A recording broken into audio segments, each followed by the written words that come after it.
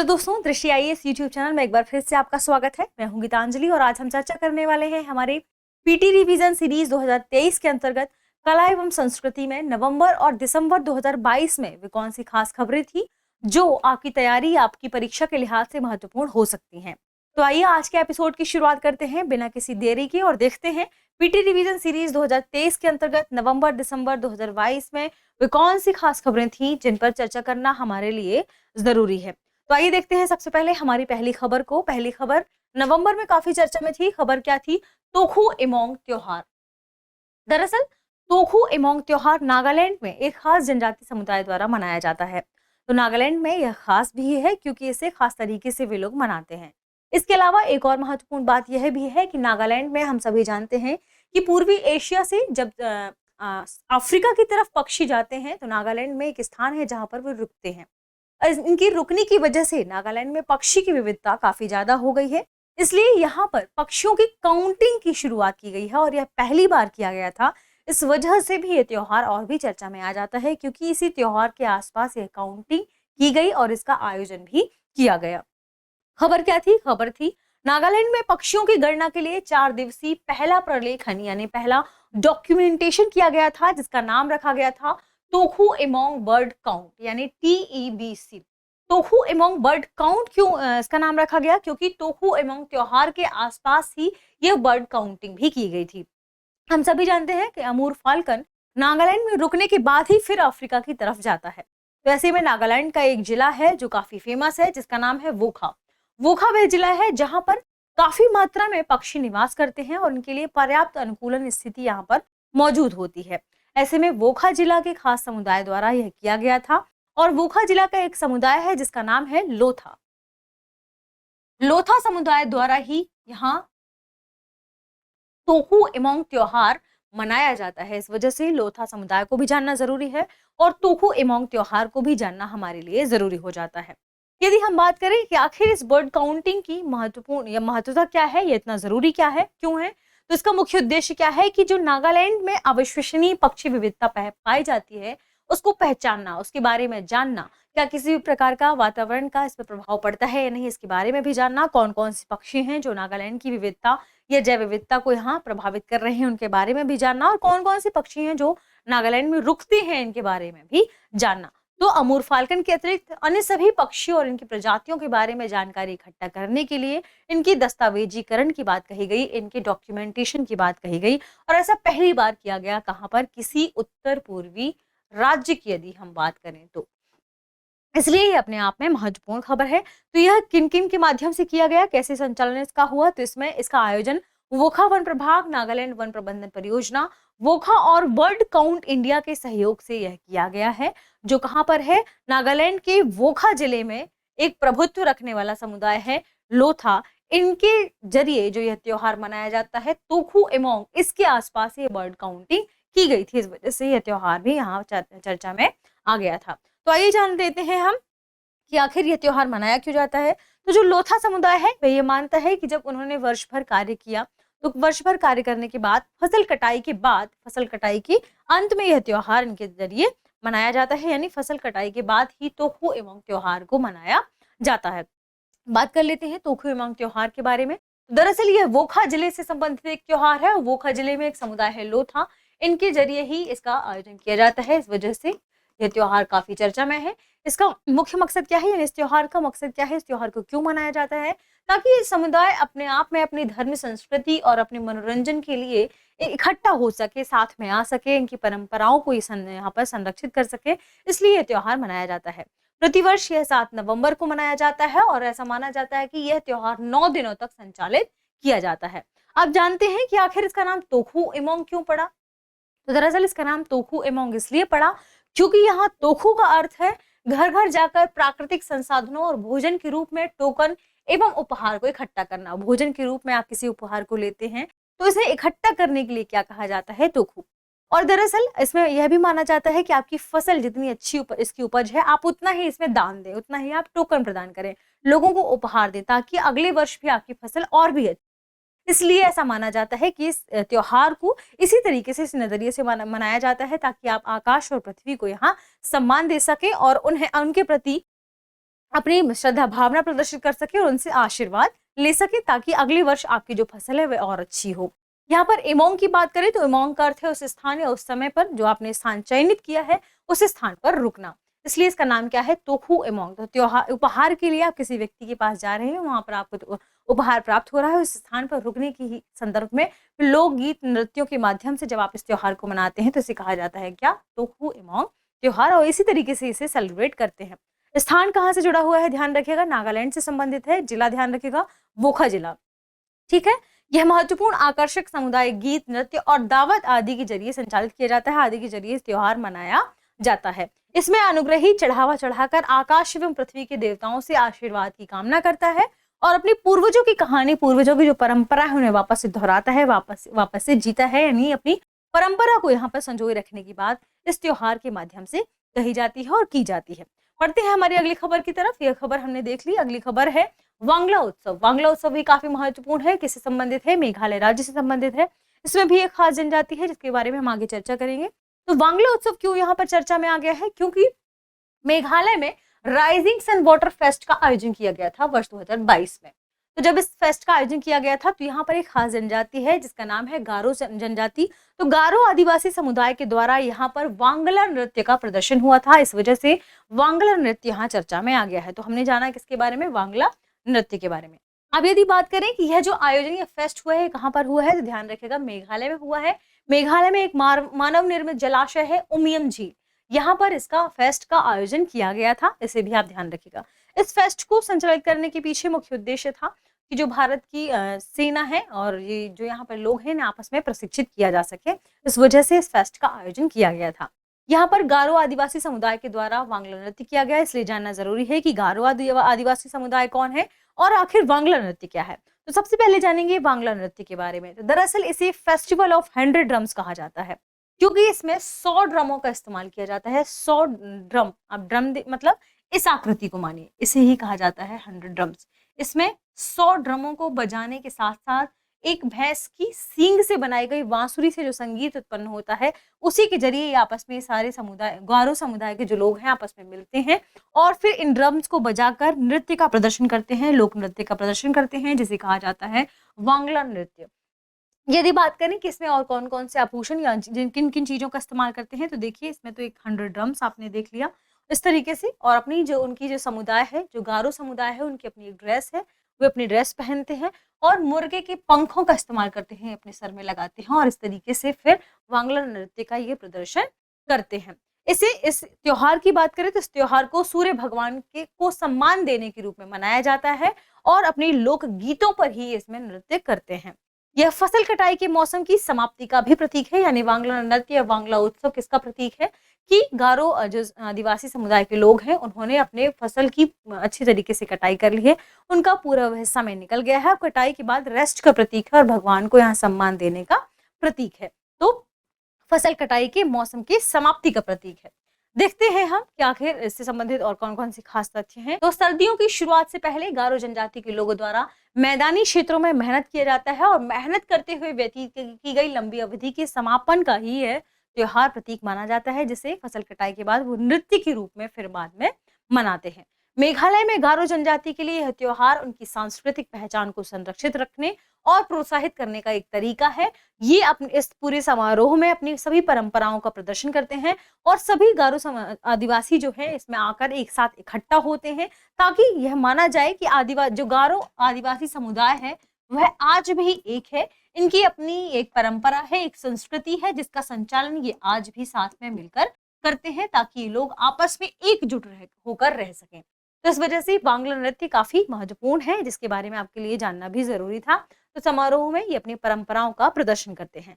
अब यह भी जान लेते हैं कि गारो समुदाय क्या है। तो दरअसल गारो समुदाय की यदि हम उत्पत्ति की बात करें तो ऐसा माना जाता है कि इनकी उत्पत्ति शुरुआती समय में तिब्बत में हुई थी और ये समुदाय झूमिंग खेती करते थे या झूमिंग कृषि करते थे। एक स्थान रुकते थे कुछ समय के लिए, फिर वहां पर खेती कृषि करते थे, फिर जब वहां पर संसाधन उन्हें ऐसा लगता था कि उनके अनुकूल नहीं है, फिर दूसरे स्थान जाते थे, फिर ऐसे करके विभिन्न क्षेत्रों में भ्रमण करते थे।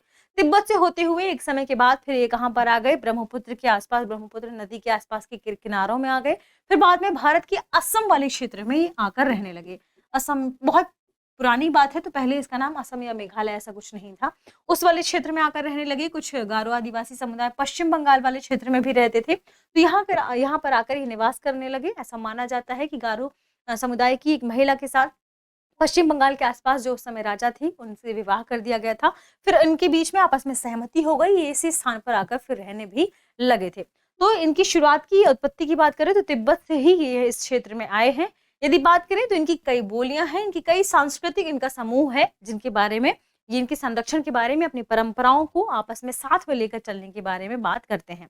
गारो खुद को क्या कहते हैं? औचिक। ये अपने आप में खुद को आचिक कहते हैं और ये मेघालय की दूसरी सबसे बड़ी जनजाति है। हम सभी जानते हैं कि मेघालय में और भी महत्वपूर्ण जनजाति हैं, जैसे खासी, जयंतिया, लेकिन माना जाता है कि दूसरी सबसे महत्वपूर्ण जनजाति क्या है? गारो, जिसके बारे में अभी हमने चर्चा की। इसकी एक और खास बात यह है कि जो गारो जनजाति है वह मातृवंशीय समाजों में से एक है। यानी पूरी दुनिया में जो भी मातृवंशीय समाज रहे हैं उनमें से एक गारो जनजाति भी है। ध्यान रखिएगा, मातृवंशीय कहा जा रहा है, ना कि मातृ सत्तात्मक। इसकी एक और खास बात यह है कि इसमें जो महिला होती है, महिला ही अपनी पूरी संपत्ति को अपनी सबसे छोटी बेटी को देती है, इसलिए माना जाता है कि ये मातृवंशीय है। इसके जो पुरुष है वे 15 से 16 वर्ष की आयु में फिर बाहर रहने लगते हैं, बाहर अपने कार्यों का संचालन करने लगते हैं। और जो समाज है वह मातृवंशीय है। इसके बारे में इसकी खास विशेषता है जो आपके लिए जानना जरूरी था। बढ़ते हैं हमारी अगली खबर की तरफ, जो आपके लिए महत्वपूर्ण रही है नवंबर माह में। खबर है महापाषाण कालीन समाधि स्थल। दरअसल महापाषाण कालीन समाधि स्थल एक बार फिर से चर्चा में आ गए थे, क्योंकि कुछ खास निष्कर्ष निकाले गए थे। निष्कर्षों में बात निकलकर सामने आई थी कि आंध्र प्रदेश में तिरुपति जिले में सबसे बड़ा एंथ्रोपोमॉर्फिक समाधि स्थल पाया गया है और समाधि स्थल का संग्रह देखा गया है। इस वजह से यह खबर काफी चर्चा में आ गई थी। अब बात करते हैं हम कि आखिर यह है क्या, यानी एंथ्रोपोमॉर्फिक ये जो समाधि स्थल है वे होते क्या है और इन्हें महापाषाण कालीन समाधि स्थल के रूप में क्यों कहा जा रहा है। दरअसल एंथ्रोपोमॉर्फिक यानी मानवाकृति स्थल से तात्पर्य महापाषाण कालीन समाधि स्थल के ऊपर मानव कंकाल के साक्ष्य मिलने वाले स्थल से है। यानी महापाषाण कालीन समय में, यानी उन पत्थरों का इस्तेमाल करते हुए मानव के कंकाल को किस तरीके से रखा गया था, इस तरीके इनको पूरे रखने के जो स्थल हैं उन्हीं से संबंधित स्थल को क्या कहा जाता है? मानवाकृतीय स्थल या मानवाकृति स्थल, जो कि किससे संबंधित हो? महापाषाण कालीन से संबंधित हो। इसके अलावा यदि बात करें महापाषाण की, दरअसल महापाषाण एक मेगालिथ या महापाषाण ये एक बहुत बड़ा पत्थर होता है जो अपनी खास विशेषता से संबंधित होता है। क्या? कि एक बड़ा प्रागैतिहासिक पत्थर या उसका एक बहुत बड़ा प्रागैतिहासिक इतिहास रहा हो, वह पत्थर बहुत पुराना हो, इसे ही कहा जाता है क्या? महापाषाण कालीन समय का पत्थर या मेगालिथ। अब यदि बात करें कि इसका उपयोग किस लिए किया जाता है, तो इसका उपयोग या तो एकल या अन्य पत्थरों के साथ मिलाकर संरचना या स्मारक बनाने के लिए किया जाता है। तो ऐसे ही पत्थरों को क्या कहा जाता है? महापाषाण, यानी एक प्रागैतिहासिक समय का पत्थर जिसका इस्तेमाल संरचना या स्मारक बनाने के लिए किया जाता है, उसे ही कहा जाता है महापाषाण कालीन पत्थर या महापाषाण। ये तो हमने देखा महापाषाण के बारे में। अब इससे संबंधित अन्य तथ्यों की बात करें तो महापाषाण का उपयोग शवों को समाधि किए जाने वाले स्थलों या स्मारक स्थलों के रूप में किया जाता था। उस समय महापाषाण या इन पत्थरों का इस्तेमाल किस लिए किया जाता था? जब व्यक्ति का देहावसान हो जाता था तो व्यक्ति की जो शव है, शवों को जो उनकी बस्तियां हैं उनसे दूर जाकर दफनाया जाता था या दूर जाकर उनकी अस्थियों को रखा जाता था। तो इनकी अस्थियों को किस तरीके से रखा जाता था? उस समय जो पत्थरों का इस्तेमाल किया जाता था उन्हीं से ही समाधि स्थल बनाए जाते थे। ये कई प्रकार के होते हैं, जिनमें से 3 इमेजेस आपके सामने दर्शाई गई हैं, जिनके बारे में हम आगे चर्चा भी करेंगे। यह वास्तविक समाधि स्थल या अवशेषों की यदि हम बात करें, इन स्थलों की बात करें तो ये 3 प्रकार के हैं, जिनमें से एक है डोलमेनोइड सिस्ट, जिसमें बॉक्स के आकार के पत्थर के समाधि कक्ष होते थे। बॉक्स के आकार के पत्थर के समाधि कक्ष होते थे और इन्हें ही क्या कहा जाता है? डोलमेनोइड सिस्ट। अब दूसरे की बात करें, दूसरे का नाम है केयर्न सर्कल, यानी परिभाषित परिधि वाले पत्थर के घेरे। देखिए, इसमें पत्थर के घेरे बनाकर शवों को यहाँ पर दफना दिया जाता था या शवों को जो अवशेष है उनको यहाँ रख दिया जाता था। व्यक्ति से संबंधित जो भी उस समय की खास चीजें थी जो व्यक्ति पसंद करता था, उन्हें भी साथ में रख दिया जाता था या साथ में दफना दिया जाता था उस शव के साथ। तो इसे क्या कहा जाता है? ध्यान रखिएगा, कहा जाता है केयर्न सर्कल। और तीसरा है कैपस्टोन, यानी मुख्य रूप से केरल में पाए जाने वाले विशिष्ट मशरूम के आकार के समाधि स्थल को क्या कहा जाता है? कैपस्टोन ये मुख्य रूप से केरल में पाए जाते हैं। समाधि स्तंभ कैसे मशरूम के ऐसे गोल गोल आकार के होते थे और इन्हें ही क्या कह दिया जाता था, कैपस्टोन। मुख्य रूप से कहाँ पाए जाते हैं, केरल में। उनका एक टाइप यह भी है, आप ध्यान से देख सकते हैं। तीनों इमेजेस आपके सामने दर्शाई गई हैं। तो नश्वर अवशेषों से युक्त कलश या ताबूत आमतौर पर टेराकोटा से बना हुआ होता था। इसके बारे में भी आपको जानना जरूरी था। ये हमने देखा किसके बारे में, महापाषाण के बारे में, किसे क्या कहते हैं और इनसे संबंधित जो स्थल थे वह भी देखा। अब यदि बात करें भारत के संदर्भ में, तो भारत में पुरातात्विक विदों ने लौह युग यानी 1500 से लगभग 500 ईसा पूर्व में अधिकांश महापाषाण का पता लगाया था। यानी ये जो बड़े बड़े मेगालिथ हैं, जो पत्थर हैं, इनके बारे में क्या कहा जाता है कि भारत में इनकी खोज कब मानी जाती है, यानी अधिकांश महापाषाण कब देखे गए थे, 1500 से 500 ईसा पूर्व में। लेकिन ऐसा माना जाता है कि 2000 ईसा पूर्व में भी कुछ महापाषाण भारत में पाए गए हैं। इनकी कुछ जो इनसे संबंधित जो लौह युग है उस समय यह पाए गए हैं। यदि बात करें महापाषाण के बारे में, तो महापाषाण का भारत में सबसे ज्यादा विस्तार कहाँ पर है, उपमहाद्वीप में। उपमहाद्वीप में कहाँ पर है, प्रायद्वीपीय भारत में। अब यदि बात करें प्रायद्वीपीय भारत में भी कहाँ पर है, तो जो महाराष्ट्र मुख्य रूप से विदर्भ, इसके अलावा कर्नाटक, तमिलनाडु, केरल, आंध्र प्रदेश एवं तेलंगाना राज्यों में ये केंद्रित है। और यही प्रायद्वीपीय भारत के इन्हीं क्षेत्रों में इनका विस्तार है, जिनके बारे में हमने अभी चर्चा भी की।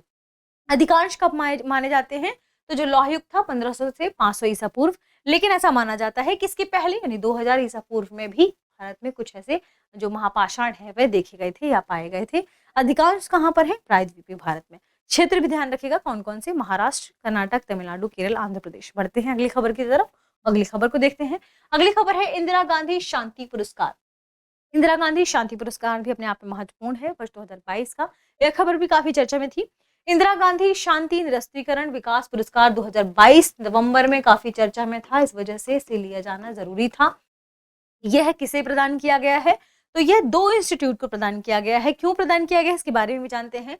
तो कोरोना काल में लोगों की सेवा करने वाले चिकित्सा कर्मियों के प्रति सम्मान प्रकट करते हुए 2 इंस्टीट्यूट को यह पुरस्कार प्रदान किया गया, जिसमें कौन कौन शामिल है, इंडियन मेडिकल एसोसिएशन यानी IMA और trained nurses organisation of India. इन दोनों ही इंस्टीट्यूट को इस पुरस्कार के लिए चुना गया था। ध्यान रखिएगा, क्या, trained nurses organisation of India. Indira Gandhi शांति निरस्त्रीकरण विकास पुरस्कार किसके द्वारा प्रदान किया जाता है, ध्यान रखिएगा, इंदिरा गांधी स्मारक न्यास द्वारा यह प्रदान किया जाता है, जिसके अंतर्गत 25 लाख रुपए की राशि प्रदान की जाती है और प्रशस्ति पत्र भी दिया जाता है। यह पुरस्कार प्रतिवर्ष विश्व में यानी वैश्विक लेवल पर भी किसी भी व्यक्ति को दिया जा सकता है, जो किसी भी व्यक्ति या संस्था को दिया जा सकता है जो समाज सेवा, निरस्त्रीकरण और विकास के कार्य में अपनी महत्वपूर्ण भूमिका निभाते रहे हैं या निभाते हैं। तो प्रत्येक वर्ष दिया जाता है, ध्यान रखिएगा। किसी भी संस्था या व्यक्ति को दिया जा सकता है। राशि भी ध्यान रखिएगा, क्योंकि ऐसे भी सेंटेंस फ्रेम किए जा सकते हैं। किसे दिया गया है, इसका नाम भी आपको याद रखना है। बढ़ते हैं हमारी अगली खबर की तरफ। अगली खबर देखते हैं। अगली खबर है स्वर्ण धरोहर महोत्सव। दरअसल स्वर्ण धरोहर महोत्सव अपने आप में काफी चर्चा में था, क्योंकि स्वर्ण धरोहर फाउंडेशन के द्वारा कलांजलि के तहत 3 दिवसीय स्वर्ण धरोहर महोत्सव का आयोजन किया गया था। और इस आयोजन के अंतर्गत ही काफी मात्रा में कवि सम्मेलन, नृत्य, लोक नृत्य, लोकगीत, इन सभी चीजों का आयोजन किया गया था। ध्यान रखिएगा किसके जरिए किया गया है, स्वर्ण धरोहर फाउंडेशन के जरिए। तो कलांजलि के तहत सेंट्रल विजडम में प्रति सप्ताह सांस्कृतिक कार्यक्रम का आयोजन किया जाता है। यह भी ध्यान रखिएगा, कलांजलि क्या है, कलांजलि एक प्रकार का क्या है, सांस्कृतिक कार्यक्रमों को ऑर्गेनाइज किया जाता है। इसके अंतर्गत प्रत्येक सप्ताह किसमें, सेंट्रल विजडा। अब आपको कमेंट सेक्शन में बताना है कि सेंट्रल विजडा क्या है। यदि बात करें स्वर्ण धरोहर महोत्सव के बारे में, तो यह भारत की प्रतिष्ठित कला एवं संस्कृति, भारतीय राज्यों की समृद्ध सांस्कृतिक विरासत, कला, इसको प्रदर्शित करने हेतु संगीत, कला और साहित्यिक महोत्सव है। हम सभी जानते हैं कि भारत विविधताओं वाला देश है। इसमें बहुत सारे राज्य हैं और बहुत सारे राज्यों की अपनी परंपरा है, अपने साहित्य है, अपनी कला है, अपनी संस्कृति है, अपने नृत्य हैं। तो इन सभी को एक मंच में लाकर इन सभी विविधताओं से एक दूसरे को परिचित कराने की ही जो पूरी प्रोसेस है, इसे ही क्या कहा गया है, स्वर्ण धरोहर महोत्सव। इस पूरे महोत्सव को इसी नाम से जाना गया है। तो एक ही मंच पर अपनी कला संस्कृति का प्रदर्शन किया गया इसके माध्यम से, और इसके 3 दिवसीय इस कार्यक्रम का आयोजन किया गया। ध्यान रखिएगा किसके तहत किया गया है, कलांजलि के तहत। और कलांजलि क्या है आपको कमेंट सेक्शन में बताना है। इसके साथ ही सेंट्रल विजडम क्या है यह भी आपको कमेंट सेक्शन में बताना है। इस पूरे महोत्सव में कवि सम्मेलन का भी आयोजन किया गया और स्थानीय कलाकारों को बुलाकर उनके नृत्य, लोक नृत्य, लोकगीत आदि का प्रदर्शन भी किया गया। यानी क्षेत्रीय, राज्यों से संबंधित और जो काफी फेमस हैं वर्ल्ड लेवल पर या भारत के लेवल पर, उनका भी यहाँ पर प्रदर्शन किया गया। लेकिन ये किससे जुड़े हुए थे? भारत से ही संबंधित सारे कलाकार थे। तो हमने देखा किसके बारे में? स्वर्ण धरोहर महोत्सव के बारे में। बढ़ते हैं अगली खबर की तरफ। अगली खबर है श्री अरबिंदो। श्री अरबिंदो इसलिए भी चर्चा में थे क्योंकि इनकी 150वीं जयंती मनाने के लिए एक 53 सदस्यीय समिति का गठन किया गया था। और ये समिति का गठन कब किया गया था? भारतीय प्रधानमंत्री नरेंद्र मोदी जी द्वारा किया गया था। 15 अगस्त 2022 को इनके लिए एक समिति के गठन की बात की गई थी। अब यदि बात करें श्री अरबिंदो के बारे में कि हैं कौन, यानी अरबिंदो घोष हैं कौन, तो इनके जन्म की बात करें तो इनका जन्म 15 अगस्त 1872 में कलकत्ता में हुआ था। वे एक योगी, दृष्टा, दार्शनिक, कवि और भारतीय राष्ट्रवादी थे। इन्होंने भारत के जो सम्मेलन रहे हैं, जैसे कांग्रेस अधिवेशन, इनमें भी पार्टिसिपेट किया है। अनुशीलन समिति के निर्माण में इनकी जो जब इसकी स्थापना की गई है तो इनके प्रमुख व्यक्तियों में ये शामिल थे, इन्होंने सहयोग प्रदान किया था इसमें भी।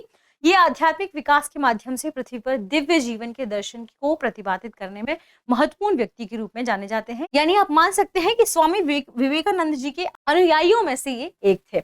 इन्होंने जब इन्हें कैद कर लिया गया था, आगे बात करेंगे कि किस संदर्भ में, तो इन्होंने जेल में ही ये इस बात को महसूस किया कि आध्यात्मिक जीवन का सबसे महत्वपूर्ण अंग है।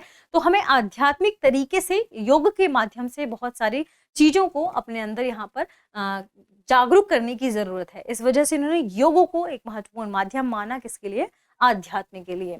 तो इन्होंने आध्यात्मिक विकास के माध्यम से पृथ्वी पर दिव्य जीवन के दर्शन को प्रतिपादित किया था। 5 दिसंबर 1950 को पांडिचेरी में इनका निधन हो गया। अब जरूरी है इनके बारे में जानना कि जो भारत का राष्ट्रीय आंदोलन रहा है, इनमें इनकी क्या भूमिका रही है। हमने चर्चा की, कांग्रेस अधिवेशन में इन्होंने पार्टिसिपेट किया है, महत्वपूर्ण राष्ट्रवादी व्यक्ति रहे हैं। दरअसल 1902 से 1910 तक इन्होंने भारत को अंग्रेजों से मुक्त कराने में भारत में संघर्ष में हिस्सा लिया था। जो राष्ट्रीय आंदोलन है, इन्होंने इसमें पार्टिसिपेट भी किया था। ये राजनीतिक गतिविधियों में भी इन्होंने काफी पार्टिसिपेट किया है, यानी राजनीतिक गतिविधियों के परिणाम स्वरूप उन्हें 1908 में किसमें? अलीपुर बम कांड में कैद कर लिया गया था। बाद में कुछ समय के बाद ये वहां से भाग गए और भागकर ये कहाँ पहुंचे? यानी ब्रिटिश भारत से भागकर ये पहुंचे पांडिचेरी। उसके बाद इनके लिए जो वारंट जारी किया गया था उसे वापस ले लिया गया था। पांडिचेरी में फ्रांसीसी उपनिवेश में यहाँ पर उन्होंने शरण ली, वहां पर रहे और इन्होंने यहीं पर योग को और अध्यात्म को अपना लिया था। शेष जीवन को उन्होंने योग के विकास के लिए समर्पित कर दिया। पांडिचेरी में उन्होंने आध्यात्मिक साधकों के साथ एक समुदाय के साथ मिलकर यहाँ योग एक ऐसे क्षेत्र की स्थापना की बात की, एक ऐसे केंद्र की स्थापना की बात की जहां पर आध्यात्म और योग के बारे में बात की जा सके। फिर इसकी स्थापना हो भी गई 1926 में, जिसका क्या नाम रखा गया? श्री अरबिंदो आश्रम। इससे संबंधित इनसे संबंधित जो भी महत्वपूर्ण तथ्य थे यह भी हमने देख ली। तो बढ़ते हैं इनसे जुड़ी अन्य खास खबरों की तरफ। दरअसल इनका उद्देश्य क्या था? एक पूर्ण और आध्यात्मिक रूप से परिवर्तित जीवन जीना और एक आध्यात्मिक रूप से परिपक्व जीवन जीना। इनके साहित्यिक कार्यों की बात करें तो इन्होंने कुछ अपने साहित्यिक सहयोग भी दिए हैं भारत में। यदि बात करें तो वंदे मातरम नामक एक अंग्रेजी अखबार का प्रकाशन हुआ 1905 में, इन्हीं के जरिए इन्होंने सहयोग भी प्रदान किया। योग के आधार, भगवद गीता और इसका संदेश, मनुष्य का भविष्य विकास, पुनर्जन्म और कर्म, सावित्री एक किंवदंती और एक प्रतीक, ये इनसे संबंधित साहित्यिक कार्य रहे हैं जिनके बारे में आपको जानना जरूरी हो सकता है। इससे संबंधित कोई भी एक बात पूछ ली जाए। तो बढ़ते हैं, इससे पहले इनकी आप इमेज देख लीजिए, ये है श्री अरबिंदो घोष। बढ़ते हैं अगली खबर की तरफ। अगली खबर देखते हैं। अगली खबर है यूनेस्को की विश्व धरोहर स्थलों की अस्थायी सूची में भारत के 3 स्थानों को शामिल करने की बात कही गई थी। अब ये 3 स्थान कौन कौन से हैं? यदि बात करें तो इन तीन स्थानों में शामिल है गुजरात के वडनगर शहर, मोढेरा में प्रतिष्ठित सूर्य मंदिर और त्रिपुरा में उनाकोटी की रॉक कट मूर्तियां। ये तीनों अपने आप में काफी प्रसिद्ध हैं, काफी चर्चा में भी रही हैं जब इन्हें यूनेस्को की अस्थायी सूची में शामिल करने की बात कही गई थी। यूनेस्को की बात करें तो इसका फुल फॉर्म है संयुक्त राष्ट्र शैक्षिक, वैज्ञानिक और सांस्कृतिक संगठन, जिसे यूनेस्को कहा जाता है। ठीक है, तो इसकी विश्व धरोहर स्थलों की एक सूची है। पहले अस्थायी सूची है। अस्थायी सूची में शामिल किया जाता है जो भी राज्य हैं, अपने राज्य से संबंधित उनके जो भी महत्वपूर्ण स्थान है जिनका अपना ऐतिहासिक महत्व रहा है, वैज्ञानिक महत्व रहा है, तो ऐसे क्षेत्रों को इस अस्थायी सूची में शामिल करने की बात कही जाती है। सबसे पहले तो भारत की तरफ से इन 3 स्थलों को शामिल किया गया है। कौन कौन सा? वडनगर शहर, मोढेरा का सूर्य मंदिर और उनाकोटी की रॉक कट मूर्तियों को। अब यहाँ जानना जरूरी है इन तीनों के बारे में। सबसे पहले जानेंगे वडनगर शहर के बारे में। तो यह गुजरात के मेहसाणा जिले में स्थित है और इसकी अपनी गहरी ऐतिहासिक जड़ें रही हैं। ये बहुत पुराना शहर रहा है, इसकी अपनी खास कलाकृतियां रही हैं, खास नक्काशी रही है इस शहर की, तो उसके बारे में भी हम जानते हैं। इसे चमत्कारपुर, आनंदपुर, स्नेहपुर और विमलपुर आदि नामों से भी जाना जाता है और पुराणों में भी इस शहर का उल्लेख है। इसलिए शहर अपने आप में काफी ऐतिहासिक स्थितियों, ऐतिहासिक जड़ों को समेटे हुए है। इस खासकर इस शहर का यह आप एक स्तंभ देख लीजिए जो काफी महत्वपूर्ण है, या आप कहें द्वार देख लीजिए जो कि इसकी खास पुरानी जो ऐतिहासिक उसकी विशेषताएं हैं उनको संदर्भित करता है। अब यदि हम बात करें वडनगर शहर से संबंधित ही कुछ अन्य तथ्यों के बारे में, तो दरअसल चीनी बौद्ध यात्री ह्वेन त्सांग ने इस शहर का जिक्र किया है। कहाँ पर, कब किया है? 640 ईस्वी में, क्योंकि इन्होंने यात्रा वृत्तांत में ही इनके बारे में चर्चा की है। वर्ष 2008-9 में खुदाई के दौरान वडनगर शहर में बौद्ध मठ के कुछ अवशेष मिले हैं, इसलिए भी यह शहर अपने आप में काफी महत्वपूर्ण हो जाता है। इसके अलावा तनारीरी परफॉर्मिंग आर्ट कॉलेज कहाँ पर है? वडनगर में है। तो चलिए बात करते हैं मोढेरा सूर्य मंदिर के बारे में। मोढेरा सूर्य मंदिर काफी फेमस है क्योंकि मोढेरा गांव को सौर ऊर्जा से संचालित 100% सौर ऊर्जा से संचालित गांव के रूप में भी शामिल किया गया है। और इसके अलावा इसका जो मोढेरा सूर्य मंदिर है वह भी काफी फेमस है। अब आपको कमेंट सेक्शन में बताना है कि ये किस नदी के तट पर या किस नदी के किनारे स्थित है। यदि बात करें मोढेरा सूर्य मंदिर की, तो यह गुजरात के मेहसाणा जिले के बेचाराजी तालुका में स्थित है। रूपन नदी की ही वह सहायक नदी है जिसके किनारे यह बसा हुआ है। आपको बताना है कि उस नदी का नाम क्या है। यदि आपको नहीं पता है तो आप इसके पिछले आर्ट एंड कल्चर की जो चौथा एपिसोड है उसमें जाकर देख सकते हैं, उसमें विस्तार से इस पर चर्चा की गई है। इसके अलावा इस मंदिर की खास विशेषता क्या है कि यह पूर्वमुखी है, देख सकते हैं आप, पूर्वमुखी है यह मंदिर। और इसे कुछ खास सूर्य मंदिरों में शामिल किया गया है, जैसे कश्मीर में मार्तंडेश्वर मंदिर है, कोणार्क का सूर्य मंदिर है उड़ीसा में। इन्हीं में से खास सूर्य मंदिर में से भी एक है। इस मंदिर में देखिए यह कुंड है जो कि आयताकार है, इसे रामकुंड के रूप में जाना जाता है। पहले इस मंदिर में छोटे छोटे मंदिरों का निर्माण किया गया था, देख सकते हैं आप। अब यह इसका जो बड़ा ही मंदिर है जो यही बस फेमस है, और ऐसा माना जाता है कि विषुव के समय जो सूर्य है वह इस खास केंद्र से दिखाई देता है। ध्यान रखिएगा, यहाँ से चमकता हुआ प्रतीत होता है, दिखाई देता है। तो मोढेरा सूर्य मंदिर की बात करें तो यह पूर्वमुखी है और चमकीले पीले बलुआ पत्थर से इसका निर्माण किया गया है। इसमें एक रामकुंड है जिसमें विशाल आयताकार सीढ़ी नुमा, ये देखिए आकृतियां बनी हुई हैं, और ये छोटे छोटे इसमें मंदिर भी बने हुए हैं। आगे हम चर्चा करते हैं। अगली हमारी जो चर्चा के लिए विषय है उसका नाम है उनाकोटी की रॉक कट मूर्तियां। दरअसल उनाकोटी की रॉक कट मूर्तियां कहाँ पर है? त्रिपुरा में, और त्रिपुरा की राजधानी अगरतला से कुछ किलोमीटर दूरी पर है। यदि हम बात करें तो त्रिपुरा में 8वीं से 9वीं शताब्दी ईसा पूर्व प्राचीन शैव पूजा स्थल के रूप में से माना जाता है। ऐसा माना जाता है कि 8वीं से 9वीं शताब्दी ईसा पूर्व में है बनाई गई थी ये आकृतियां हैं, इनका निर्माण किया गया था। ऐसा हो सकता है उससे पहले की भी ये हो। तो ये एक शैव पूजा स्थल है।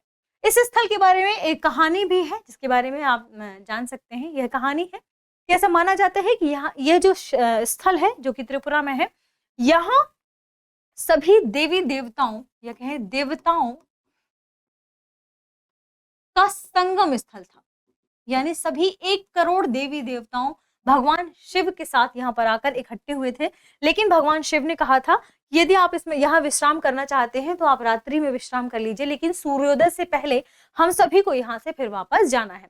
लेकिन सूर्योदय के समय सूर्योदय से पहले भगवान शिव ही केवल उठ पाए, बाकी सभी देवी देवता यहाँ सोते रह गए। तो भगवान शिव ने उन्हें श्राप दिया।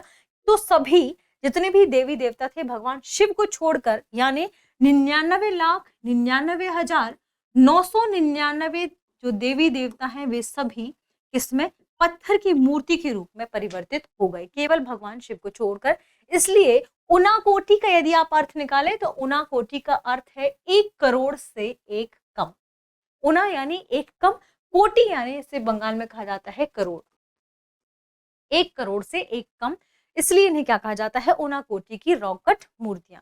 यहाँ हिंदू देवताओं को चित्रित करने वाले विशाल रॉक कट पैनल से संबंधित जो इनकी मूर्तियां हैं वह मिलती हैं, और इसीलिए इन्हें कहा जाता है रॉक कट मूर्तियां या रॉक कट अवशेष। तो इससे जुड़ी जो भी कहानी है इस पर हमने चर्चा कर ली। उनाकोटी के बारे में भी हमने देख लिया कि 1 करोड़ से 1 कम इसका अर्थ है। उनाकोटी में पाए गए चित्र 2 प्रकार के हैं। एक है रॉक नक्काशीदार और दूसरा है पत्थर के चित्र। यानी कुछ ऐसे हैं जो एक ही पत्थर को काट कर बनाए गए हैं और कुछ ऐसे हैं जो ऐसे पत्थर है और पत्थर में ही उस चित्र को यहाँ बना दिया गया है। इसमें भगवान शिव की एक चित्र की काफी यहाँ पर सराहना की जाती है, जिसमें भगवान शिव की दो नेत्रों को ऐसे बंद करके दिखाया गया है बिना पुतली वाला, और तीसरे नेत्र को भी इस पूरी मूर्ति कहें शैल चित्र में दर्शाया गया है। तो ये भगवान शिव की भी एक मूर्ति है। इससे जुड़ी एक और कहानी भी है कि भगवान शिव के साथ एक व्यक्ति ने, उनका जो भक्त था, उसने कहा भगवान शिव के साथ उन्हें वापस ऊपर कैलाश जाना है। तो भगवान शिव ने कहा कि यदि एक रात में तुम 1 करोड़ शैल चित्र यहाँ पर बना दोगे तो ऐसा हो पाएगा, लेकिन वह केवल 99,99,999 शैल चित्र ही बना पाया और एक कम रह गया था। फिर ये शैल चित्र यहीं पर बने रहेगा और भगवान शिव वापस कैलाश में चले गए। तो इससे जुड़ी ये कहानी थी जिसके बारे में हमने चर्चा की। हमारी अगली खास चर्चा से संबंधित विषय वस्तु की तरफ। अगला है यूनेस्को की अस्थायी सूची। आखिर यूनेस्को की अस्थायी सूची है क्या? दरअसल यह संपत्तियों की एक सूची है, यानी कोई भी राज्य या कोई भी देश अपनी किसी खास परिसंपत्ति, ऐतिहासिक महत्व वाले स्थल, इनको यदि यूनेस्को की सूची में शामिल करना चाहता है तो सबसे पहले यह इस संपत्ति वाली सूची में, जिसे अस्थायी सूची कहा जाता है, इसके लिए अपने स्थानों का नाम भेजता है। यूनेस्को के परिचालन दिशा निर्देश 2019 के अनुसार अंतिम नामांकन डोजियर के लिए विचार करने से पहले 1 वर्ष के लिए किसी भी स्मारक या स्थल को अस्थायी सूची में रखना अनिवार्य है। यानी जब कोई किसी देश के किसी स्थल को किसी यूनेस्को की उस धरोहर वाली सूची में शामिल किया जाता है तो उससे पहले उसे अस्थायी सूची में 1 वर्ष के लिए रहना अनिवार्य कर दिया गया है। ध्यान रखिएगा किसके अनुसार? यूनेस्को के परिचालन दिशा निर्देश 2019 के अनुसार। बात करें यूनेस्को की तो यूनेस्को का फुल फॉर्म क्या है? संयुक्त राष्ट्र शैक्षिक, वैज्ञानिक एवं सांस्कृतिक संगठन शिक्षा, विज्ञान और संस्कृति के क्षेत्र में अंतर्राष्ट्रीय सहयोग के माध्यम से शांति स्थापित करने के प्रयास करता है। हमने जाना यूनेस्को के बारे में। बढ़ते हैं हमारी दिसंबर की अगली खबर की तरफ, जिसका नाम है संगाई महोत्सव। संगाई महोत्सव क्यों चर्चा में है, इसके बारे में जानेंगे। कहां से संबंधित, इसके बारे में जानेंगे। इसका नाम संगाई महोत्सव क्यों है, यह भी जानेंगे। दरअसल यह महोत्सव मणिपुर से संबंधित है और ये मणिपुर में मनाया जाने वाला एक वार्षिक सांस्कृतिक उत्सव है। इस वर्ष यानी वर्ष 2022 के लिए इसकी थीम क्या रखी गई थी? Festival of oneness. इसके नामकरण की बात करें तो इसका नामकरण रखा गया है संगाई। संगाई मणिपुर से संबंधित ही एक हिरण की प्रजाति का नाम है। देखिए आप इसकी इमेज देख सकते हैं। मणिपुर संगाई फेस्टिवल वर्ष 2022 और ये है हिरण। तो नामकरण की बात करें तो हिरण की एक दुर्लभ प्रजाति संगाई के आधार पर इसका नाम रखा गया है संगाई महोत्सव। दरअसल ये महोत्सव कला एवं संस्कृति, हथकरघा, हस्तशिल्प, ललित कला, स्थानीय खेल, भोजन, संगीत और साहसिक खेलों के साथ साथ प्राकृतिक पर्यावरण में राज्य के योगदान को प्रदर्शित करता है। ध्यान रखिएगा किससे संबंधित है संगाई महोत्सव? मणिपुर से। और आपको कमेंट सेक्शन में बताना है कि एक और फेस्टिवल है, काफी फेमस है उत्तर पूर्वी राज्यों में, जिसका नाम है हॉर्नबिल। कब मनाया जाता है, क्यों मनाया जाता है, उसके पीछे क्या क्या खास वजह रही, आपको कमेंट सेक्शन में बताना है। हो सकता है इस पर भी सवाल फ्रेम किया जाए। तो आज के एपिसोड में इतना ही। मिलते हैं हमारे अगले आर्ट एंड कल्चर के एपिसोड में, जिसमें जनवरी फरवरी माह की खबरों को इकट्ठा करके आपके सामने प्रदर्शित किया जाएगा। तो आज के लिए इतना ही। शुक्रिया।